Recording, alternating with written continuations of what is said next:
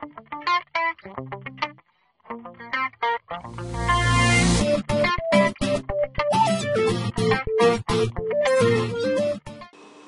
this is Nick Inman from VolumeProfileTrader.com on Wednesday, November 30th, and let's look into the S&P futures contract.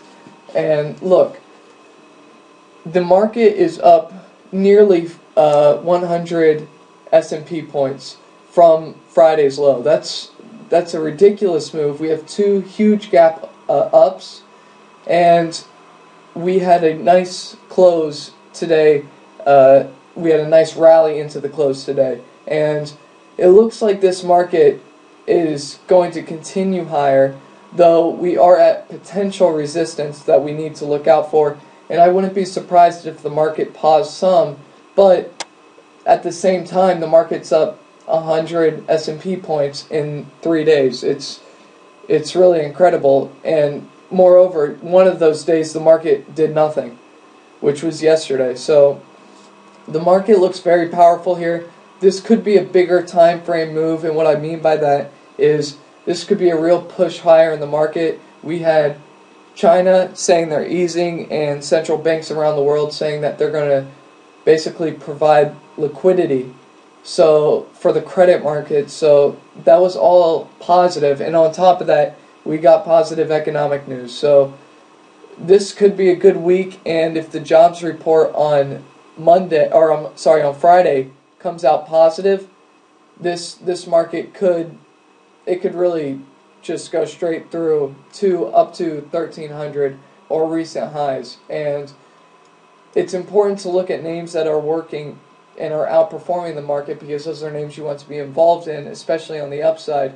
And we've caught a few of those, and we're going to discuss those tonight, and hopefully you're all over them both yesterday and today. As far as the S&P though, we gapped higher. We gapped up from this point of control level for this basically 3-month composite, 4-month composite really, and we're looking for higher prices because we finished above November's point of control. The same point of control level, well, not the exact same. The point of control level was 1246. It shifted lower today after this bounce, but this was the same level that we sold off from, and now we're back at those levels. So we're testing the breakdown, and really resistance is 1252 on the S&P. You can see how the volume's sticking out much more, and this could potentially, be a rollover, but the strength we have had lately, the last week, it looks like this could be a breakout to the upside. I would be surprised if we don't see more upside. So let's look at what's going on in a couple of names. So first things first, I go to Ford, and in the trading room today, we were all over this. We all got in at around 10:20. It should have been between, most people should have gotten filled around 10:20 to 10:25, and 40 cents later, we are sitting on nice profits. Just from today, Target is up at 11, up to about 11:30. You can see November's point of control. You see this high volume. That's where it looks like we're going.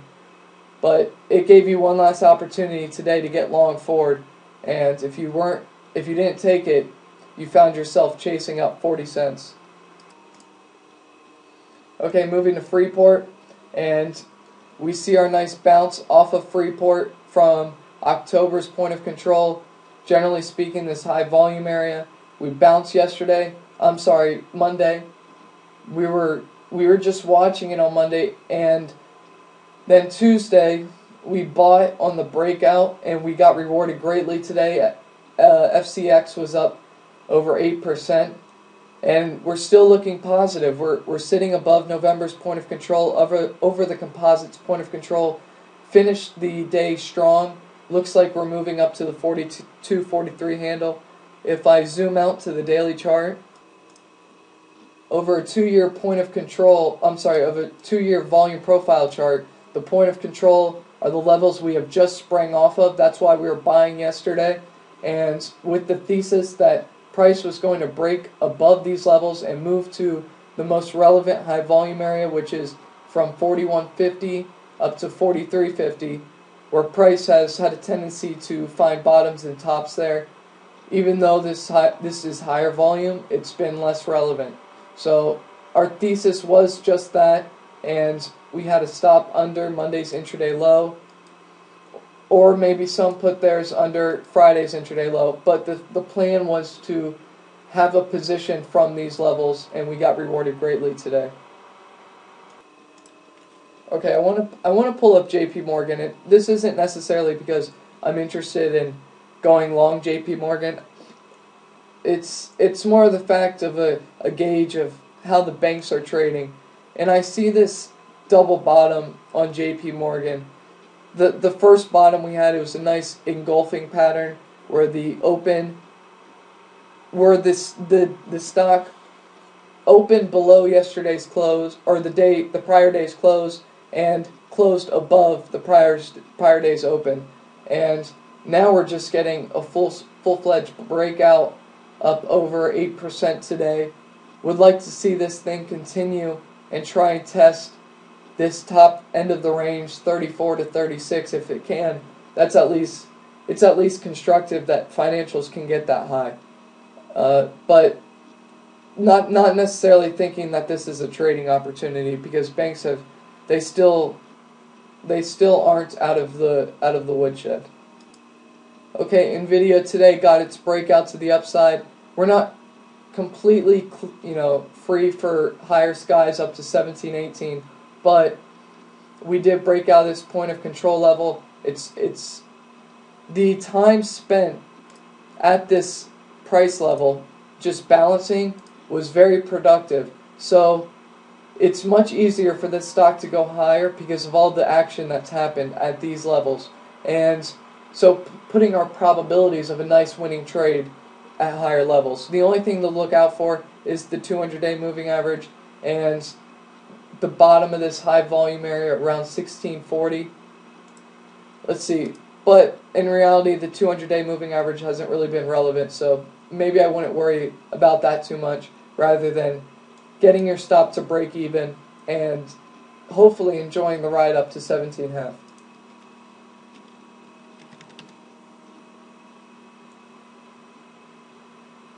Now, I want to show Pepsi, because Pepsi it's doing well. It's at the top end of its range. We had a big spike up back in October, which failed, but it got to the point of control high. So I wouldn't be surprised to see a test of those highs again. And it's nice to see the higher lows that have been forming over the last month or so, and it provides for a nice squeeze out the top. So Pepsi, it still looks pretty good, even though it underperformed the market today. I think it's fair to also show what's going on the time frame, the 1 hour time frame. On Pepsi, we bounced off of this huge point of control high volume area. Let me zoom out so you can get an idea what that looked like. Okay, so you can see the importance of this level. It was very important price level. We bounced off of it to the upside. November's point of control was down there also. That's very strong. This thing looks good. It's a trading opportunity or an investment, however you see it. These are pretty good levels to get into still, because you can have your stop around just below 62 or the most recent swing lows, and that's not too far from current prices. So now gold, it's performing with the market. It's doing fairly well, holding up key levels of support. You can see this high volume area, and the market bounced nicely off of that level. Our point of control for November, we've cleared that hurdle, and now it's on to basically anywhere from, well, let's call it 170, let's call it current levels, up to 171 and ultimately 173, 174 on the upside for gold. But if we clear those levels, it should be an all clear back to the highs on gold. Just wait for it, because it was a deeper pullback, so it could take it could balance in this range for a while. Okay, let's look at the VIX, the VXX ETF. It broke out of this bearish wedge pattern. We got shorted, I believe, I don't remember what day. I want to say Tuesday. And yes, no, I don't know. It doesn't matter. And we shorted this because the point of control is at these levels. For some, at the 46, 47 level. For some reason, it shifted to lower levels today. But it didn't matter because it opened up below those. It opened up below that important 43 level. We closed on practically the lows of the day.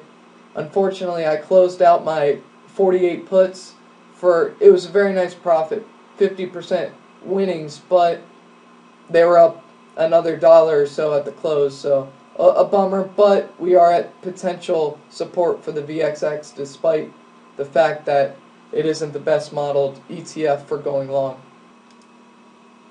Disney looks similar to Pepsi, and you can see the high, well, there's a couple high volume areas. One is October's point of control. It looks like the bottom of November's range. We had a nice bounce off those levels, and then today we had a nice open above November's point of control.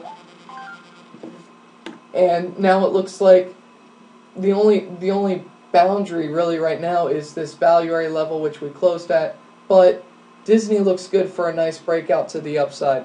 Let's zoom out to the daily chart. You can see what's going on. The real action is, or the real time frame to be looking at, is the daily time frame, and this gives you an opportunity to get long with a fairly cheap shot. And your thesis is this is breaking out to the upside potentially.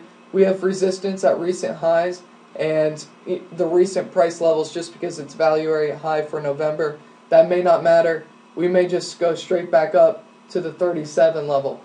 And if we do and break out above that, then this could really get going to the upside and see the highs back in, looks like, beginning of the year to mid-year. Okay, AT&T, it's a similar look. We're having a very strong push off the bottom of this high volume area, and we're looking for a test of the highs. And remember, this is a 6% dividend pair, so if that's your type of investment or trade, then these are fairly good levels to get involved in right here, right now, for a longer term time frame. And the reason why is because the last 2 years, the point of control, the high volume area that's mattered the most, are at these levels. And after the past couple of days, the performance, it could be a nice move higher for AT&T, and they're really the rest of the market. And one other thing, just to mention it, because I guess you really do never know, but you see this massive potential head and shoulders pattern, and if you are bearish to the market and feel like the market is going lower, then your measured move to the downside is 32 and to the neckline, so the top of the head to the neckline, so 32 to 27.50. A $4.50 move to the downside, that's your measured move. So if you are negative the market and feel like it can roll over, maybe AT&T makes sense for a short, but in all honesty, I'm looking for a breakout to the long side. Okay, Cisco, we're seeing this turnaround pattern, and we've been talking about this, saying this could be a sleeper. And sure enough, we got a nice breakout, and we got a test of the point of control for the last 2 years. It gave us an opportunity to get long before the move higher. We're getting rewarded for being long at 5.5% gains today.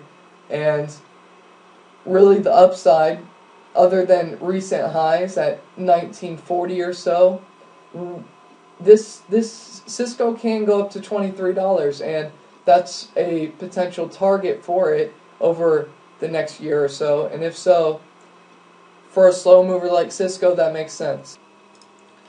Okay, actually I'm going to do two more. The euro and then the dollar. And let's start with the euro. The euro, we're getting a double bottom. It's bouncing with the equities market, but the equities market's definitely leading the charge higher. We have resistance at 135.62 on the euro, which is generally today's highs, and the euro could pop as high as 137.40 or so, 137.50. It would be tough to see this thing bounce back up to 141, but you never know. I'm not sure about that one though. If anything, I think it's a spot for shorts to lighten up. You can see the rejection, the big rejection off of November's point of control. And if we break above that level, then I have to say we're going to 137, 137.40 or so. But it's tough to say that right now because the big hit that the euro took at the point of control for November, we see these moving averages, the whole starting to point up, which is positive, but you see the biggest whole moving average still pointing down. Trend, the bigger time frame trend is still down. The only thing we do have is a point to trade at, which is $1.3211 on the downside, and so we really just have a range.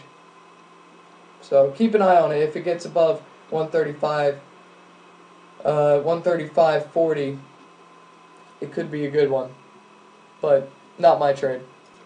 Okay, and of course the dollar, the almighty US dollar, right? Well, it broke this huge uptrend, and we're at the point of control, and we bounced today. We penetrated it some. Let me get the dollar index. Okay, so this looks a little bit different. We are just bouncing at a high volume area. It's not the point of control for November nor the range. It is the top of the high volume range though. And the reason why I say that is because if price can hold these levels, then I consider this the top of the range, or I'm sorry, the bottom of the range, and this is the top of the range. However, this could push down lower, which I suspect it will, and push down towards the 77.25 level where there's much more volume. So the only thing that would discourage me from continuing to believe that would be the point of control shift for November, or I guess it's today's last day of November, so never mind. Scratch that, alright? But, so the dollar, it looks like it's at a near term, or it's topped out. Market equities have bottomed. This could be a big time frame move back to 1300, 1330. I was discussing that in the trading room today, and I feel like this could catch people off guard, and like I said earlier, with the intervention by the central banks, positive economic data, and China easing, that could be the recipe for an equities rally, and a positive jobs number on Friday could really top it off and really set this market off. So I hope this helps. We aren't really at a buying opportunity. I think you can wait, but at the same time, this market could get going, and to wait there's a risk of not being long the market, let's put it that way. And although we're at the top of the range, if you believe this could be a breakout, a true breakout to the upside, like I think volume profile is telling us, then it's not bad to buy a very small placeholder position and really try to get involved on weakness in the market. Know your high volume levels because they matter, and manage your risk in dollar terms that way. So I hope this helps. I'll see you guys tomorrow in the trading room.